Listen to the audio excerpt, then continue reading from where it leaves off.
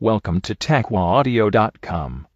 TaqwaAudio.com.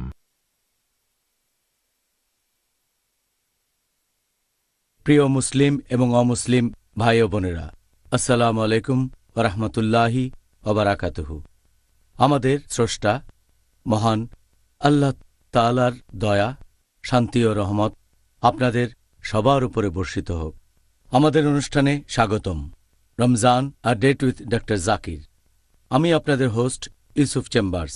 আর আজকে আমাদের আলোচনার টপিক রমজান, অনুশোচনা বা তওবা করার মাস। ডক্টর জাকির, আসসালামু আলাইকুম। ওয়ালাইকুম আসসালাম রহমতুল্লাহ বারাকাতুহু। ডক্টর জাকির, এটা খুব গুরুত্বপূর্ণ টপিক, অনুশোচনা বা তওবা করার মাস। আজকের অনুষ্ঠানের শুরুতেই একটা মৌলিক প্রশ্ন করি। আরবি শব্দ তওবা, এটার অর্থ আসলে কি? আমি এটার সাধারণ সংজ্ঞাটা জানতে চাই, পাশাপাশি ইসলামিক দৃষ্টিভঙ্গিটাও জানব। এই আরবি শব্দ তওবা এর অর্থ হচ্ছে ফিরে আসা বা প্রত্যাবর্তন। আর ইসলামিক পরিভাষায় শরিয়া অনুযায়ী এর মানে একজন মানুষ সেগুলো ত্যাগ করেছে যেগুলো আল্লাহ সুবহানাহু ওয়া তাআলা নিষেধ করেছেন, আর ফিরে এসেছে সেই সব জিনিসগুলোতে যেগুলো আল্লাহ তাআলা নির্দেশ দিয়েছেন। এক কথায় তওবা মানে একজন লোক সেই কাজগুলো ত্যাগ করেছে যেগুলো আল্লাহ নিষেধ করেছেন এবং সেই কাজগুলোতে ফিরে এসেছে যেগুলো আল্লাহ সুবহানাহু ওয়া তাআলা নির্দেশ দিয়েছেন। আর এই অনুশোচনা বা তওবার ধারণা আপনি সব ধর্মেই খুঁজে পাবেন, যে ধর্মগুলো কোনো ঈশ্বরে বিশ্বাস করে। আর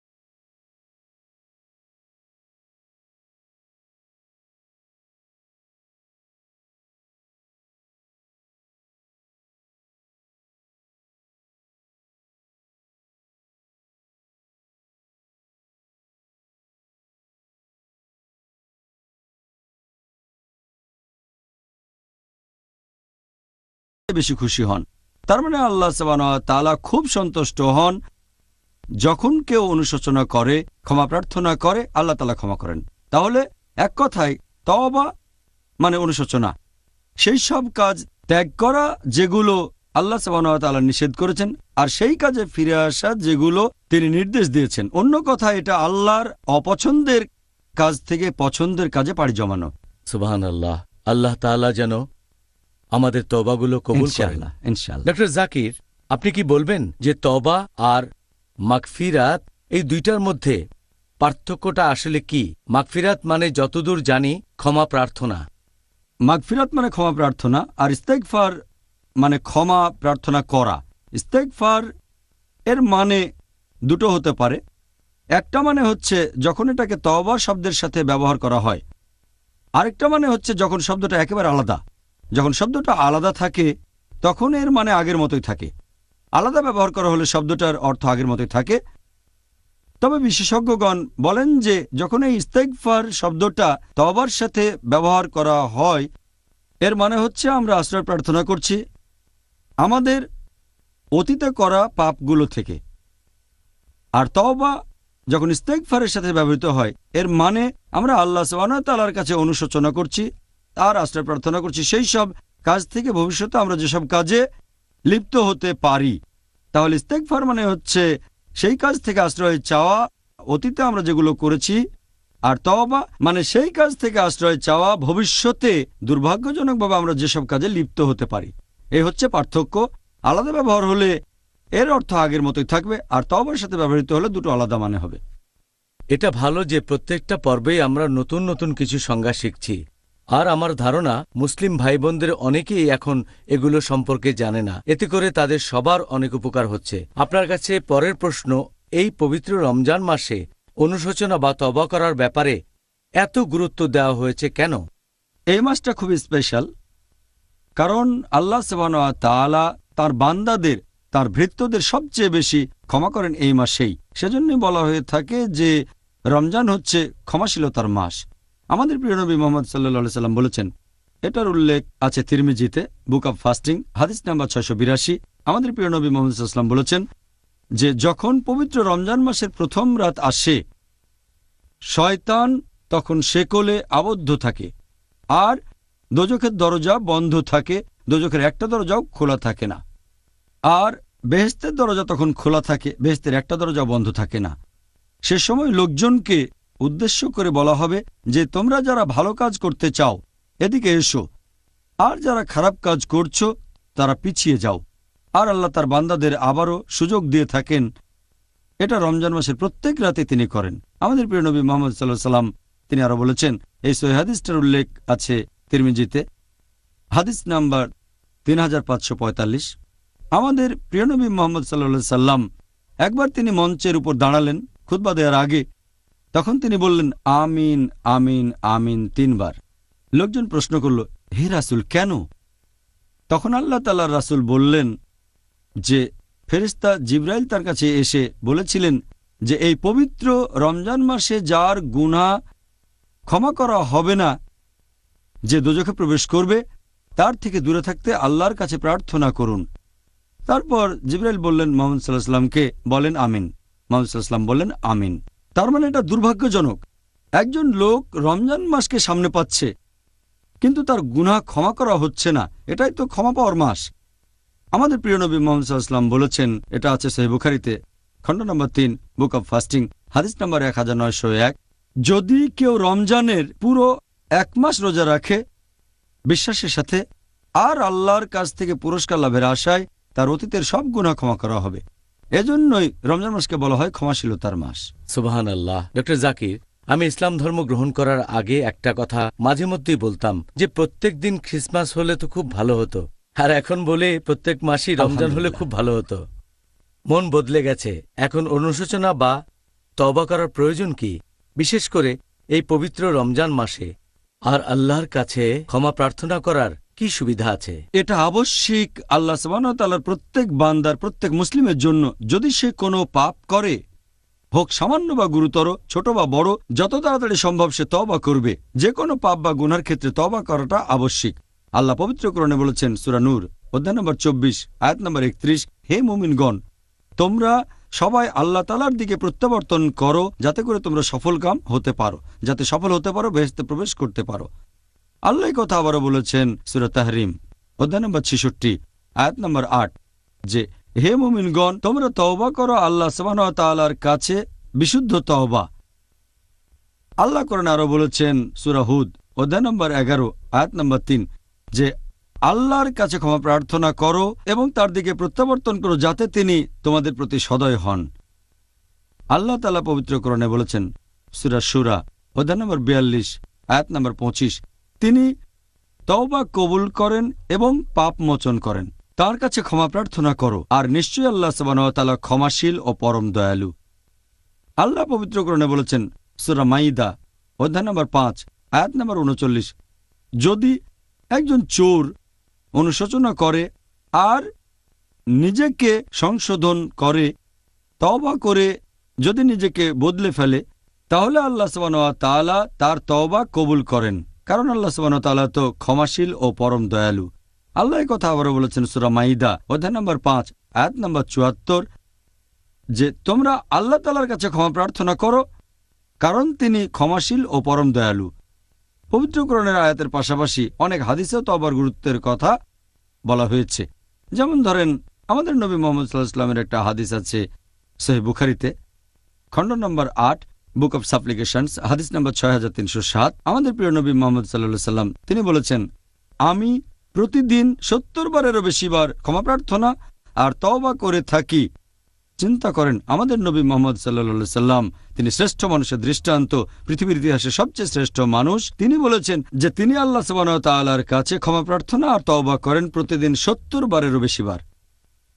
এরপর উল্লেখ আছে সহিহ মুসলিমে, খণ্ড নম্বর 4, এটা আছে বুক অব জিকিরে, হাদিস নাম্বার 6523। নবী মুহাম্মদ সাল্লাল্লাহু আলাইহি ওয়াসাল্লাম বলেছেন, হে মুমিনগণ, তোমরা তওবা করো। আমি প্রতিদিন 100 বারেরও বেশি আল্লাহ সুবহানাহু ওয়া তাআলার কাছে তওবা করি। এই হাদিসটা উল্লেখ করা হয়েছে সহিহ মুসলিমে, খণ্ড নম্বর 4, বুক অব রিপেন্টেন্স, হাদিস নাম্বার 6644। আমাদের প্রিয় নবী মুহাম্মদ সাল্লাল্লাহু আলাইহি ওয়াসাল্লাম বলেছেন, আল্লাহ সুবহানাহু ওয়া তাআলা রাতের বেলায় হাত বাড়িয়ে দেন তাদের দিকে যারা তওবা করে তাদের পাপের জন্য, যেগুলো তারা করেছে ভোর থেকে সন্ধ্যা হওয়া পর্যন্ত। আর আল্লাহ সুবহানাহু ওয়া তাআলা দিনের বেলায় হাত বাড়িয়ে দেন তাদের দিকে যারা তওবা করে তাদের পাপের জন্য, যে পাপগুলো তারা করেছে সন্ধ্যা থেকে ভোর পর্যন্ত, যতদিন না সূর্য পশ্চিম দিকে ওঠে, মানে রোজ কিয়ামতের দিন পর্যন্ত। তার মানে আল্লাহ কিয়ামতের দিন পর্যন্ত আমাদের ক্ষমা করবেন যে তওবা করবে। একই ধরনের হাদিস এটা আছে সহিহ মুসলিমে, খণ্ড নম্বর 4, বুক অব জিকির, হাদিস নাম্বার 6525। আমাদের নবী মুহাম্মদ সাল্লাল্লাহু আলাইহি ওয়াসাল্লাম বলেছেন যে আল্লাহ সুবহানাহু ওয়া তাআলা তাঁর বান্দাদের ক্ষমা করবেন যদি সে তওবা করে যতদিন না পশ্চিম দিকে সূর্য ওঠে। তার মানে আল্লাহ সুবহানাহু ওয়া তাআলা আমাদের ক্ষমা করবেন রোজ কিয়ামতের আগ পর্যন্ত যদি তার কোনো ভৃত্য, তার কোনো বান্দা তওবা করে। এছাড়াও উল্লেখ করা হয়েছে সহিহ বুখারীতে, খণ্ড নম্বর 8, বুক অব রিকাক, হাদিস নাম্বার 6438। আমাদের প্রিয় নবী মুহাম্মদ সাল্লাল্লাহু আলাইহি ওয়াসাল্লাম বলেছেন যে যদি কোনো আদম সন্তানকে দেয়া হতো 1 পাহাড় স্বর্ণ, সে তারপরও দ্বিতীয় একটা পাহাড় চাইত। আর যদি তাকে দেওয়া হতো দ্বিতীয় স্বর্ণের পাহাড়, সে তৃতীয়টা চাইত। কারণ ধুলা ছাড়া আর কিছু দিয়েই আদম সন্তানের পাকস্থলী পূর্ণ হবে না। এখানে মানুষের লোভের কথা বলা হয়েছে। আল্লাহ তাআলা তাকে যতই নিয়ামত দিন, সে একটার পর একটা চাইতে থাকে। আসলে তার তওবা করে ক্ষমা প্রার্থনা করা উচিত।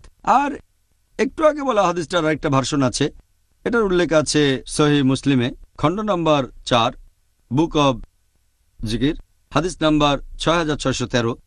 আমাদের প্রিয় নবী মুহাম্মদ সাল্লাল্লাহু আলাইহি ওয়াসাল্লাম বলেছেন যে আল্লাহ সুবহানাহু ওয়া তাআলা খুব খুশি হন যখন তার বান্দা তওবা করে, যখন ক্ষমা প্রার্থনা করে। তার চেয়ে খুশি যে মরুভূমিতে ঘুরে বেড়াচ্ছে, উটের পিঠে বিশ্রাম নিতে থামল, একটা গাছের নিচে ঘুমিয়ে পড়ল। যখন সে ঘুম থেকে উঠল তখন দেখল যে তার মালপত্র বোঝাই উটটা সেখানে নেই। সে একটা পাহাড়ে উঠে উটটাকে খোঁজার চেষ্টা করলো, কিন্তু পেল না। আরেকটা পাহাড়ে উঠল সে, কিন্তু উট সেখানে পেল না। তৃতীয় পাহাড়ে উঠল, কিন্তু উট খুঁজে পেল না। তখন সে আগের জায়গায় ফিরে আসলো আর দেখল মালপত্র নিয়ে উটটা সেখানে বসে আছে। সে খুশি হয়। আর আল্লাহ সুবহানাহু ওয়া তাআলা তার চেয়ে অনেক বেশি খুশি হন যে মালপত্র সহ তার হারানো উটটাকে খুঁজে পেয়েছে। আল্লাহ তার চেয়ে অনেক বেশি খুশি হন যখন কোনো বান্দা তওবা করে এবং ক্ষমা প্রার্থনা করে তার কাছে। এই হলো অনুশোচনা বা তওবার গুরুত্ব। এতে করে আমার নিজের ইসলাম গ্রহণের কথা মনে পড়ল। রমজান মাস, এই সময় খুঁজে পেয়েছি আমার ফিতরা, আলহামদুলিল্লাহ। প্রিয় ভাই ও বোনেরা, ইনশাআল্লাহ আমাদের আবারও দেখা হবে একটা ছোট্ট বিরতির পরে। TaqwaAudio.com. Please visit our website for authentic Islamic lectures in Bangla. প্রিয় মুসলিম এবং অমুসলিম ভাই ও বোনেরা, আসসালামু আলাইকুম। এই অনুষ্ঠানে আবারও স্বাগতম। রমজান আর ডেট উইথ ডক্টর জাকির। আমি আপনাদের হোস্ট ইউসুফ চেম্বার্স। আর আজকে আমাদের আলোচনার টপিক রমজান, অনুশোচনা বা তওবার মাস। ডক্টর জাকির, আপনি কি আমাদের একটু বলবেন, হয় সংক্ষেপে নয়তো বিস্তারিত, উত্তরটা যেরকম হয়। এখন এই পবিত্র রমজান মাসে অনুশোচনা বা তওবা করার উপকারিতা কি? অনুশোচনা করা বা তওবা করার উপকারিতা হচ্ছে, সেটা ইমাম রাগিব ইফতিয়ানির মতে তওবা করার 3টা উপকারিতার কথা তিনি বলেছেন। 1 নাম্বার, এটা মানুষের দোষ ত্রুটিকে শনাক্ত করে। আর সে বুঝতে পারে কোন জায়গা থেকে তার মনে শয়তান প্রবেশ করছে। বুঝতে পারে তার অমুক জায়গাটা দুর্বল, সেখান থেকে শয়তান প্রবেশ করতে পারে। এভাবে একজন মানুষ শয়তানের বিরুদ্ধে প্রস্তুতি নিতে পারে। 2 নম্বর, সেটা হচ্ছে সেই লোক তখন বিব্রত বোধ করে আর সে ভয় পায় আল্লাহ সুবহানাহু ওয়া তাআলাকে। এতে তার মনের মধ্যে তৈরি হয় নম্রতা আর বিনয়।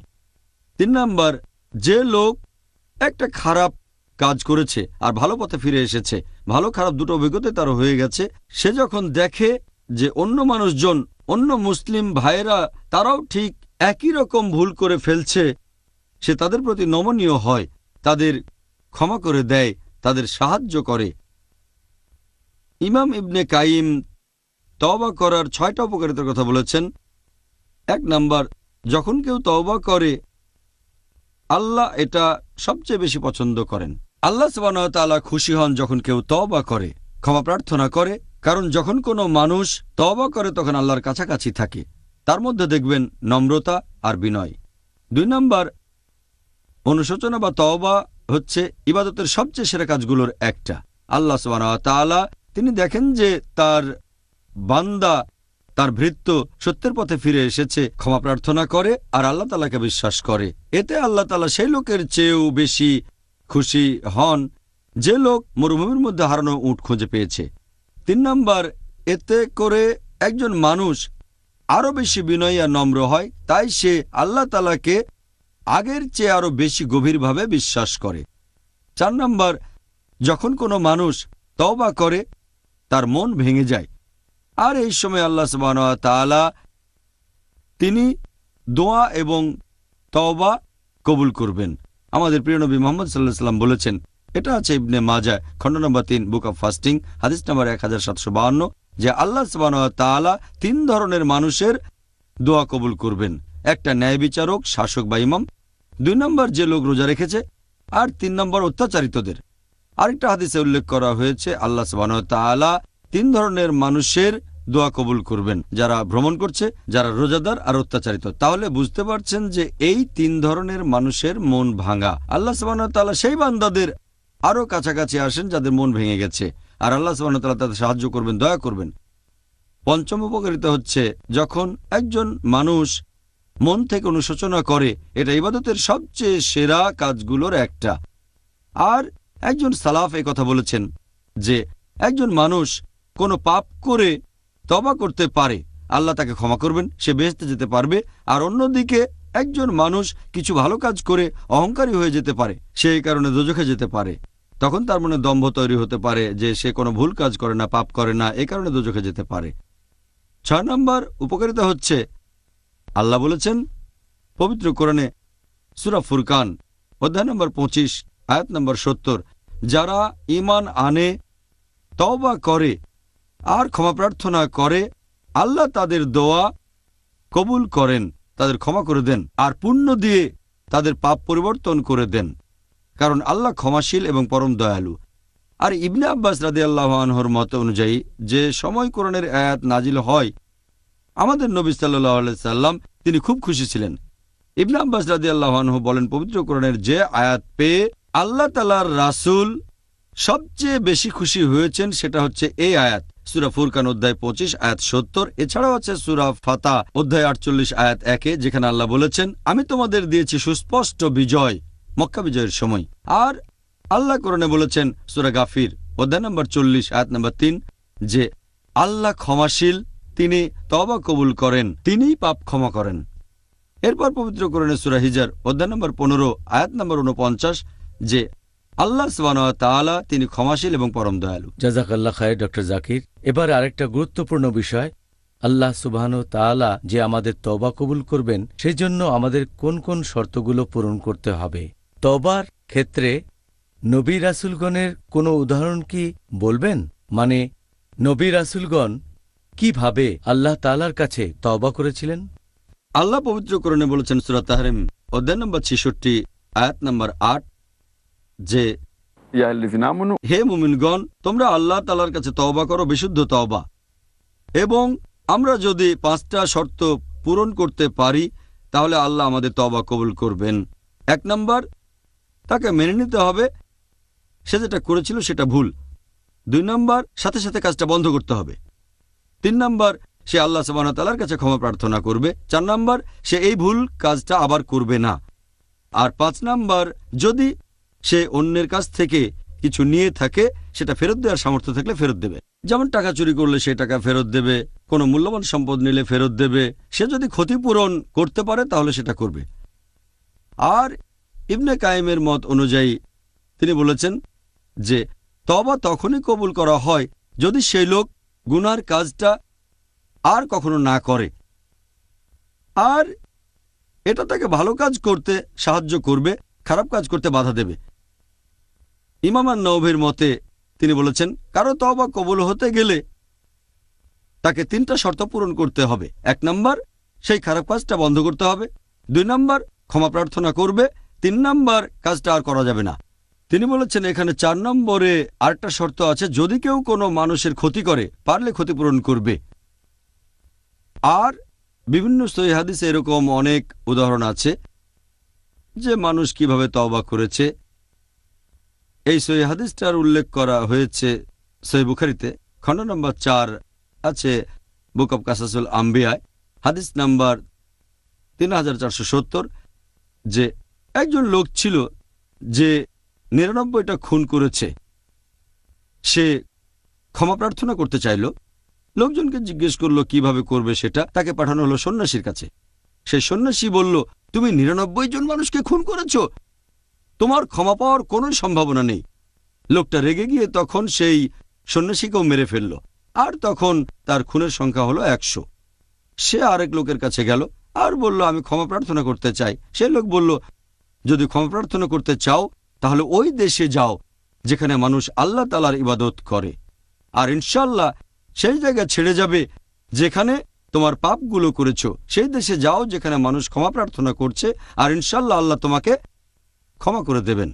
তখন লোকটা সেই দেশের দিকে রওনা হলো। তবে যাওয়ার পথে ঘটল দুর্ঘটনা, সে মারা গেল। তার মুখটা ফেরানো ছিল ওই গ্রামের দিকে যেখানে মানুষ তওবা করছে। তখন 2 জন ফেরেশতা, ভালো কাজের ফেরেশতা আর খারাপ কাজের ফেরেশতা, দুজনে আসলো, তাকে নিয়ে যেতে চাইল। তখন বেহেশতের ফেরেশতা সেখানে বলল, একে আমরা নিয়ে যাব কারণ তওবা করতে চেয়েছিল। খারাপ কাজ বা দোজখের ফেরেশতা তখন বলল, না, সে তো কোনো একটা ভালো কাজ করেনি, আমরা নিয়ে যাব। তখন আল্লাহ সুবহানাহু ওয়া তাআলা হস্তক্ষেপ করেন। তিনি সেই গ্রামকে বললেন যেখানে লোক অনুশোচনা করছে, গ্রামটা যেন সেই লোকের কাছাকাছি চলে আসে যে খুনগুলো করেছে, আর সে যেখানে এই খারাপ কাজগুলো করেছে সেই জায়গাটাকে বললেন দূরে সরে যেতে। তারপর দূরত্ব মাপার সময় দেখা গেল যে খুনি লোকটা আছে ওই গ্রামের 1 বিঘত কাছাকাছি যেখানে মানুষ তওবা করছে। তখন আল্লাহ সেই লোককে বেহেশতে পাঠিয়ে দিলেন। এটা হলো একটা উদাহরণ। লোকটা 100 জনকে খুন করে তওবা করতে চাইল, শুধুমাত্র তওবার নিয়ত, আর সেই গ্রামের দিকে যাচ্ছিল। এই হাদিসের আরেকটা ভার্সন বলছে মৃত্যুর সময় নিজেকে সেই দিকে ঠেলে দিল যে জায়গায় যেদিকে গেলে সে ক্ষমা পেতে পারে। এখানে আমরা দেখছি শুধু তওবা করার, অনুশোচনা করার নিয়ত ছিল বলে আল্লাহ তাকে ক্ষমা করেছেন। এরকম আরেকটা হাদিস আছে সহিহ মুসলিমে, খণ্ড নম্বর 3 বুক অব হুদুদ, হাদিস নম্বর 4207, যে জোহাইনা গোত্রের একজন মহিলা যে ব্যভিচার করেছিল, সে নবীর কাছে আসলো। তখন সে গর্ভবতী। সেই মহিলা নবীর কাছে এসে বলল যে আমি এই গুনার কাজ করেছি, আমাকে শাস্তি দিন।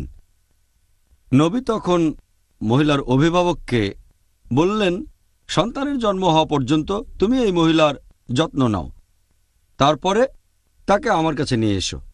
অভিভাবক সেই মহিলার যত্ন নিল। তারপর মহিলা এক সন্তানের জন্ম দিল, মহিলাকে আনা হলো। তখন নবী বললেন, যেহেতু ব্যভিচার করেছে সেজন্য তাকে মৃত্যুদণ্ড দেওয়া হবে। তখন সেই মহিলাকে বলা হলো তার পরনের কাপড় দিয়ে নিজেকে জড়িয়ে নিতে। তারপর লোকজন পাথর ছুঁড়ে তাকে মেরে ফেলল। লাশ নিয়ে যাওয়ার পরে নবী তার জন্য দোয়া করলেন। তখন উমর রাদিয়াল্লাহু আনহু বললেন, হে রাসূল, আপনি ব্যভিচার করা মহিলার জন্য দোয়া করছেন? নবী বললেন, এই মহিলা যেভাবে তওবা করেছে, এই তওবার পরিমাণ মদিনার 70 জনের মধ্যে ভাগ করে দিলেও প্রত্যেকেই বেহেশতে যেত। এই মহিলার চেয়ে ভালো তওবা আর কে করতে পারে? সে নিজের জীবন দিতেও প্রস্তুত আল্লাহ সুবহানাহু ওয়া তাআলার খাতিরে। এরকম আরেকটা উদাহরণ আছে সহিহ মুসলিমে, খণ্ড নম্বর 3 বুক অব হুদুদ, হাদিস নাম্বার 4205, যে মাইজ বিন মালিক রাদিয়াল্লাহু আনহু নবীর কাছে এসে তাকে বললেন যে আমাকে বিশুদ্ধ করেন। নবী বললেন, ধিক তোমাকে, আল্লাহ সুবহানাহু ওয়া তাআলার কাছে ক্ষমা প্রার্থনা করো আর তওবা করো। মাইজ বিন মালিক ফিরে গিয়ে আবার আসলেন আর বললেন, হে রাসূল, আমাকে ক্ষমা করুন। নবী বললেন, ধিক তোমাকে, আল্লাহ সুবহানাহু ওয়া তাআলার কাছে ক্ষমা প্রার্থনা করো আর তওবা করো। তিনি ফিরে গেলেন, তারপর আবার আসলেন, হে আল্লাহর রাসূল, আমাকে বিশুদ্ধ করুন। নবী বললেন, এখান থেকে চলে যাও, তুমি ক্ষমা প্রার্থনা করো, আল্লাহ তাআলার কাছে ক্ষমা প্রার্থনা করো। চতুর্থবারের মতো এসে তিনি নবীকে বললেন, আমাকে ক্ষমা করুন। নবী তখন বললেন, কিসের থেকে? তখন মাইজ রাদিয়াল্লাহু আনহু বললেন যে ব্যভিচার থেকে। নবী বললেন, তুমি কি পাগল, মাথা খারাপ হয়ে গেছে? তখন মাইজ বললেন, না, পাগল হয়ে যায়নি। নবী তখন বললেন, তুমি কি মাতাল, মদ পান করেছো নাকি অ্যালকোহল পান করেছো? তখন আশেপাশের লোকজন মুখ থেকে গন্ধ নিল আর বলল, না রাসূল, সে মদ পান করেনি। নবী বললেন, তুমি সত্যি ব্যভিচার করেছো? মাইজ বললেন, হ্যাঁ করেছি, যে গুনাহ করেছি সেজন্য আমি শাস্তি পেতে চাই। তখন নবী মুহাম্মদ সাল্লাল্লাহু আলাইহি ওয়াসাল্লাম লোকজনকে বললেন তাকে পাথর মারতে। তাকে পাথর ছুঁড়ে মারা হলো এবং মৃত্যুর পরে সাহাবীগণের মধ্যে একটা ব্যাপারে মতভেদ দেখা দিল। একদল বলতে লাগলো যে মাইজ মুক্তি পায়নি, তার মানে আল্লাহ তাআলা তাকে ক্ষমা করেননি। আরেক দল তখন বলতে লাগলো যে আল্লাহ সুবহানাহু ওয়া তাআলা মাইজের তওবা কবুল করেছেন, তার অনুশোচনা কবুল করেছেন, ইনশাআল্লাহ সে বেহেশতে যাবে। 2-3 দিন লোকে বলাবলি করলো। তখন নবী মুহাম্মদ সাল্লাল্লাহু আলাইহি ওয়াসাল্লাম আসলেন আর সাহাবীগণকে বললেন মাইজ ইবনে মালিকের জন্য দোয়া করতে, কারণ সে তার পাপের জন্য তওবা করেছে। আর যদি তার তওবার পরিমাণ অনেকের মধ্যে ভাগ করে দাও, সেটা সবার বেহেশতে যাওয়ার জন্য যথেষ্ট। তাহলে দেখতে পাচ্ছেন, লোকজন অনেক গুরুতর পাপ করেছিল কিন্তু তওবা করেছে, আর এ কারণে মরার জন্য তারা প্রস্তুত ছিল, কারণ দুজনেই ভালো করে জানতো যে ব্যভিচার করলে শাস্তি মৃত্যুদণ্ড, পাথর ছুঁড়ে মৃত্যু। এখানে তাদের উঁচু স্তরে তাকওয়া দেখতে পাচ্ছেন, একেবারে বিশুদ্ধ তাকওয়া। তারা আল্লাহর কাছে ক্ষমা চেয়েছে আর আল্লাহ ক্ষমা করেছে। খুব সুন্দর। আপনি নবী মোহাম্মদ সাল্লাল্লাহু আলাইহি সাল্লামের সাহাবীগণের জীবনী থেকে সুন্দর কিছু উদাহরণ দিলেন। আপনাকে অনেক ধন্যবাদ ডক্টর জাকির। প্রিয় ভাই ও বোনেরা, ইনশাআল্লাহ আমাদের আবারও দেখা হবে একটা ছোট্ট বিরতির পর। taqwaaudio.com. Please visit our website for authentic Islamic lectures in Bangla. প্রিয় মুসলিম এবং অমুসলিম ভাই ও বোনেরা, আসসালামু আলাইকুম। এই অনুষ্ঠানে আবারও স্বাগতম। রমজান আর ডেট উইথ ডক্টর জাকির। আমি আপনাদের host Yusuf chambers.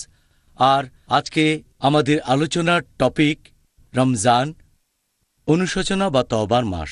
Doctor Zakir, যে এমন কোনো গুনাহ বা পাপকাজ কি আছে যেখানে আল্লাহ আমাদের তওবা কবুল করবেন না? যদি আল্লাহ সুবহানাহু ওয়া তাআলার ক্ষমাশীলতা আর দয়ার কথা বলেন, পবিত্র কোরআনে যতগুলো সূরা আছে তার একটা বাদে প্রত্যেকটা সূরার শুরুতে আছে বিসমিল্লাহির রহমানির রহিম, দয়াময় পরম দয়ালু আল্লাহর নামে শুরু করছি। প্রত্যেকটা সূরা, শুধুমাত্র সূরা তওবা অধ্যায় নম্বর 9 বাদে।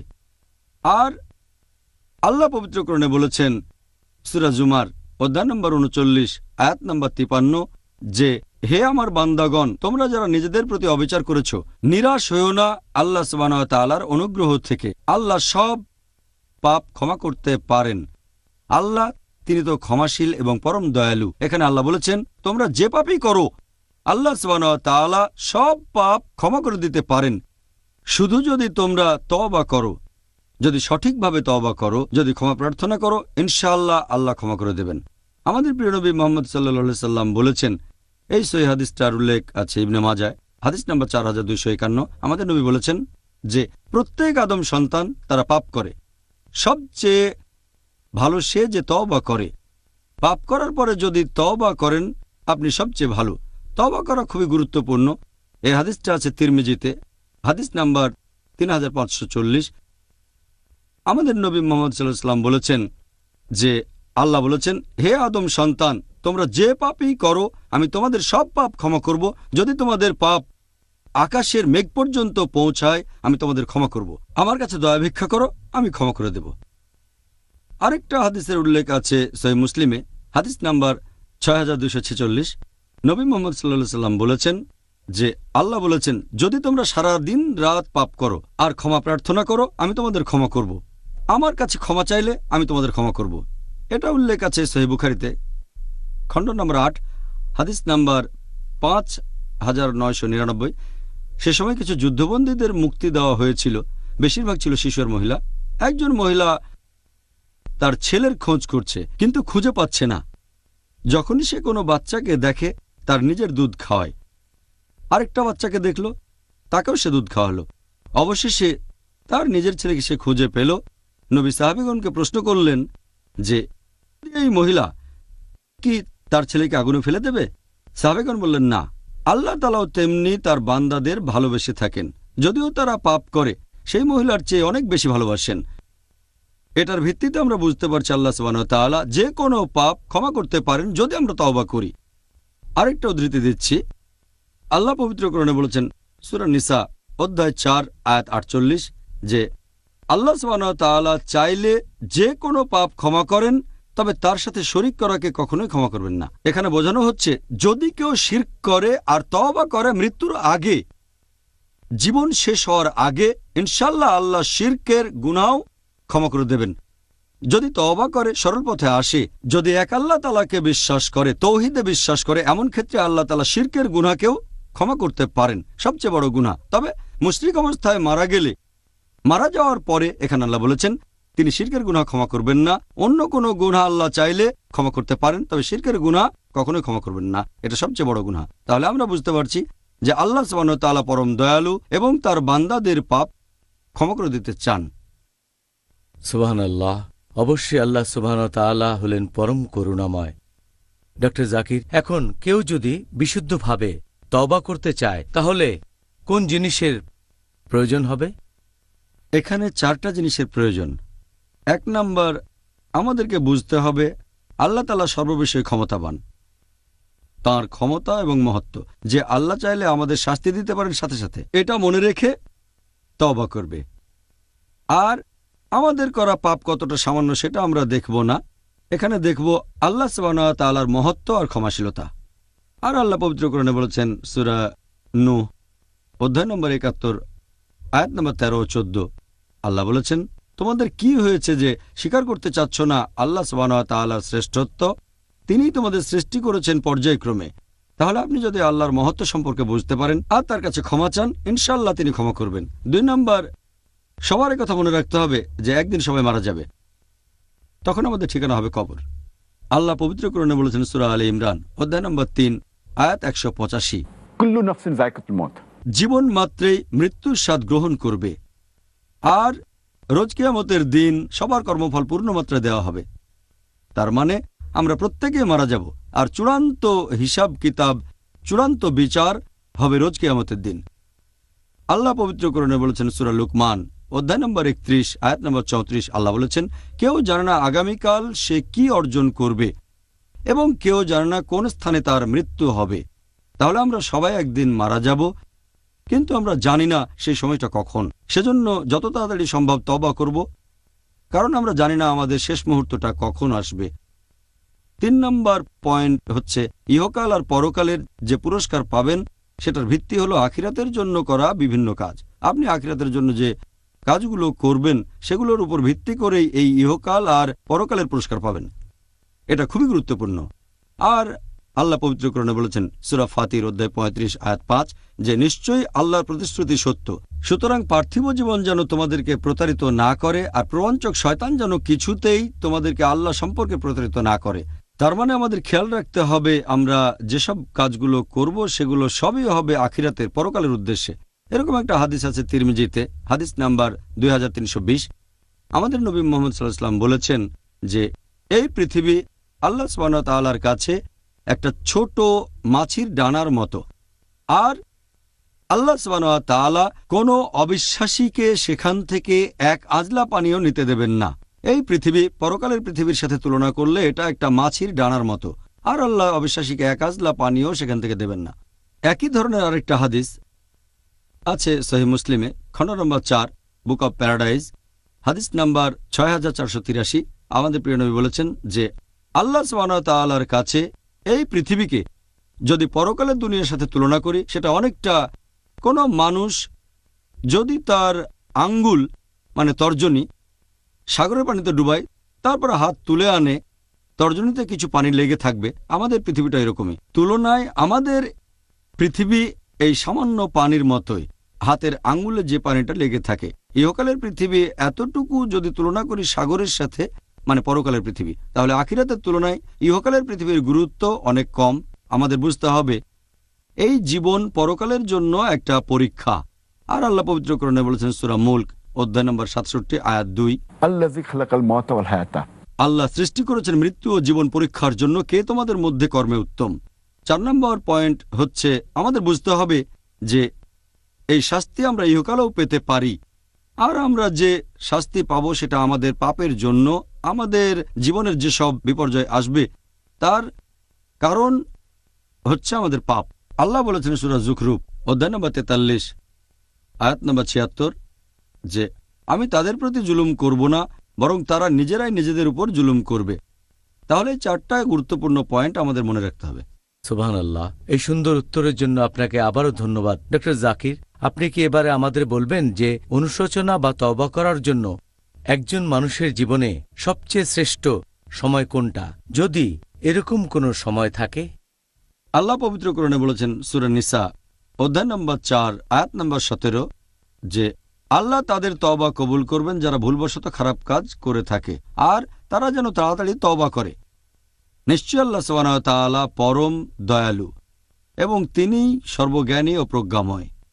এখন পবিত্র কোরআনের এই আয়াতের একটা ব্যাখ্যা দিয়েছেন মুজাহিদ রাদিয়াল্লাহু আনহু। তিনি বলেছেন যে ভুলবশত খারাপ কাজ মানে যে কোনো পাপ জেনে বা না জেনে করেন, যদি সেই পাপের পথ থেকে ফিরে না আসেন তাহলে সেটা ভুলবশত। তার মানে আল্লাহ তাআলা সব গুনাহ ক্ষমা করবেন যদি সেই লোক তাড়াতাড়ি তওবা করে। এখন তাড়াতাড়ি তওবা করা এ প্রসঙ্গে হাসান বসরি রাদিয়াল্লাহু আনহু বলেছেন তাড়াতাড়ি মানে মৃত্যুর আগে, আর ইবনে আব্বাস রাদিয়াল্লাহু আনহু বলেছেন তাড়াতাড়ি মানে অসুস্থ হয়ে পড়ার আগে। এটা উল্লেখ করা হয়েছে আমাদের নবী সাল্লাল্লাহু আলাইহি ওয়াসাল্লামের একটা হাদিসে। এটা আছে তিরমিজিতে বুক অফ সাপ্লিকেশনস হাদিস নম্বর 3537 যে আল্লাহ সুবহানাহু ওয়া তাআলা তার বান্দার তওবা কবুল করবেন যতক্ষণ না সেই বান্দার মৃত্যু ঘণ্টা বাজে, তার মানে যতক্ষণ না তার মৃত্যুর সময় উপস্থিত হয়। সে যদি জীবনের শেষ সময়ে উপস্থিত হয়, মৃত্যুশয্যায় থাকে, শুধুমাত্র তখন আল্লাহ তওবা কবুল করবেন না। এর আগে কেউ তওবা করলে তিনি কবুল করবেন। তাই এ ব্যাপারে বিশেষজ্ঞগণ সবাই একমত যে পবিত্র কোরআনে সূরা নিসা অধ্যায় 4 আয়াত 17 তাড়াতাড়ি মানে আমরা তওবা করব মৃত্যুর আগে। আল্লাহ পবিত্র কোরআনে বলেছেন সূরা জুমার অধ্যায় নম্বর 39 আয়াত 54 থেকে 58 বলা হয়েছে যে তোমরা তোমাদের প্রতিপালকের অভিমুখে হও তোমাদের কাছে শাস্তি আসার আগে, যাতে কাউকে বলতে না হয় যে আমি ভুল কাজ করেছি বা ঠাট্টা করেছি, অথবা কেউ যেন না বলে যে দয়া করে আরেকটা সুযোগ দেন, তখন দেরি হয়ে গেছে। আল্লাহ বলেছেন কোরআনে সূরা মুমিনুন অধ্যায় নম্বর 23 আয়াত 99 ও 100 যে যখন সময় শেষ হয়ে যাবে, যখন কারো মৃত্যু উপস্থিত, তখন সে বলে হে আল্লাহ সুবহানাহু ওয়া তাআলা আমাকে আরেকটা সুযোগ দেন, তখন আল্লাহ বলবেন দেরি হয়ে গেছে, তাদের আর কোনো সুযোগ দেওয়া হবে না। তাহলে তওবা করার সময় হচ্ছে যদি কেউ ভুলবশত পাপ করে যত তাড়াতাড়ি সম্ভব তওবা করতে হবে, আর ইনশাআল্লাহ আল্লাহ সুবহানাহু ওয়া তাআলা নিশ্চয়ই তাকে ক্ষমা করে দেবেন। জাযাকাল্লাহ খায়ের। ডক্টর জাকির, উত্তরের জন্য ধন্যবাদ। প্রিয় ভাই ও বোনেরা, ইনশাআল্লাহ আমাদের আবারও দেখা হবে ছোট্ট বিরতির পরে। TaqwaAudio.com. Please visit our website for authentic Islamic lectures in Bangla. প্রিয় মুসলিম এবং অমুসলিম ভাই ও বোনেরা, আসসালামু আলাইকুম। এই অনুষ্ঠানে আবারও স্বাগতম। রমজান আর ডেট উইথ ডক্টর জাকির। আমি আপনাদের হোস্ট ইউসুফ চেম্বার্স, আর আজকে আমাদের আলোচনার টপিক রমজান, অনুশোচনা বা তওবার মাস। ডক্টর জাকির, এবারের প্রশ্নটাও প্রায় সমান গুরুত্বপূর্ণ, আর অনেকেই এই ব্যাপারটা সম্পর্কে জানতে চান। আমিও জানতে চাই, এরকম কোনো লক্ষণ কি আছে যেটা দেখে আমরা বুঝতে পারব যে আমাদের তওবা আল্লাহ কবুল করেছেন? এটা আমরা কিভাবে বুঝব? আল্লাহ সুবহানাহু ওয়া তাআলা আপনার তওবা কবুল করেছেন কিনা এটা লক্ষণগুলো, 1 নম্বর হচ্ছে যে আপনি সেই পাপ কাজগুলো আর কখনো করবেন না, আপনার ভালো কাজের সংখ্যা বাড়তে থাকবে, খারাপ কাজ কমতে থাকবে। এটা 1 নম্বর লক্ষণ যে আল্লাহ তওবা কবুল করেছেন। 2 নম্বর হচ্ছে আপনি আল্লাহ সুবহানাহু ওয়া তাআলাকে ভয় করবেন। 3 নম্বর হলো আপনি অনুশোচনা করবেন আল্লাহ সুবহানাহু ওয়া তাআলার কাছে, আল্লাহর কাছে ক্ষমা চাইবেন। 4 নাম্বার হচ্ছে আপনি থাকবেন বিনয়ী, সবসময় নম্রতার সাথে আল্লাহকে ডাকবেন।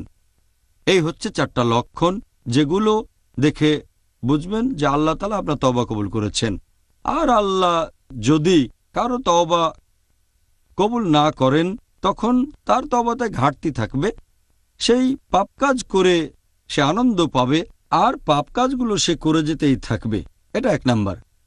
2 নাম্বার, সে নিশ্চিত হয়ে থাকে যে তার তওবা কবুল হবে, সে যেন পাপ মুক্ত, আর অবশ্যই আল্লাহ তাআলা তাকে ক্ষমা করে দেবেন। এটা 2 নাম্বার। 3 নাম্বার হচ্ছে যে তার চোখ কাঁদবে না আর মন শক্ত হয়ে যাবে। 4 নম্বর, সে যা করবে তার মধ্যে ভালো কাজের সংখ্যা বাড়বে না, সৎ কাজ বৃদ্ধি পাবে না।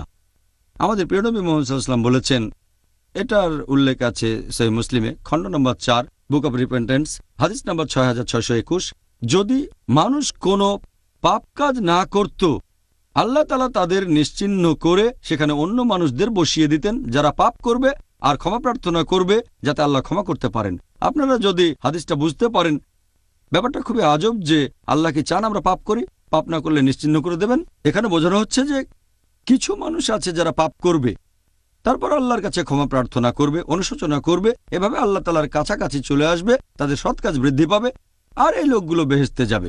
আবার অন্যদিকে কিছু মানুষ ভালো কাজ করবে আর তারা দম্ভ করবে, এটা নিয়ে তারা গর্ব করবে, এটা তাদেরকে নিয়ে যাবে দোজখের আগুনে। তাই আল্লাহ বলেছেন, যদি মানুষ কোনো রকম পাপ না করত, আল্লাহ তাদের বদলে এমন মানুষ আনতেন যারা পাপ করে ক্ষমা প্রার্থনা করবে, আর আল্লাহ তাদের ক্ষমা করবেন। তার মানে আপনাকে হতে হবে বিনয়ী। তাহলে আল্লাহ তওবা কবুল করলে তার লক্ষণগুলো এরকম। আল্লাহ সুবহানাহু ওয়া তাআলা যেন আমাদের তওবাগুলো কবুল করে নেন। ডক্টর জাকির, এবারে আমি আপনাকে আরেকটা প্রশ্ন করব, যেটা হবে আমাদের অনুষ্ঠানের শেষ প্রশ্ন, আজকের এই পর্বের শেষ প্রশ্ন।